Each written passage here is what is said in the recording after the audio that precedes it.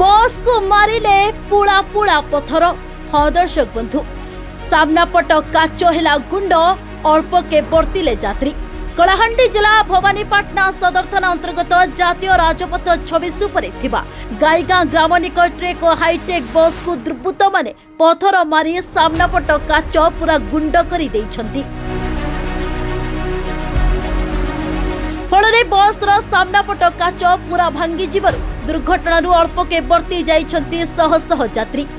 दर्शक बंधु, मां माणिकेश्वरी कटक भुवनेश्वर हाईटेक बस भवानीपाटना दे भुवनेश्वर जाउथिला। राति 9टा बेले गाईगां ग्रामर दुआर शनि मंदिर निकट किछि दुर्बृत्त माने हाईटेक बस को आक्रमण करथिले। हाथरे धरिथिबा पथर माड करथिले। फल बस सामना पट संपूर्ण भांगी जाइछि। बस भितरे थिबा शह शह यात्री भयरे थरी उठिथिले, आकुल चित्कार करथिले। सेबळे बस सामना पट संपूर्ण चूरमार हो जाइछि। गाड़ी रे बसिथिबा यात्री मानकर कौनसी क्षति होई नाही।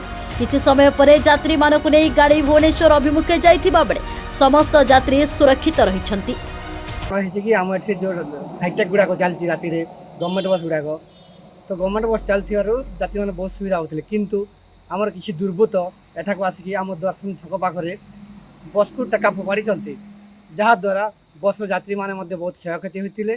बस रो काच भांगी जाइतिला, आगपट काच भांगी जाइतिला एवं ड्राइवर मध्ये क्षयक्षति होइतिले।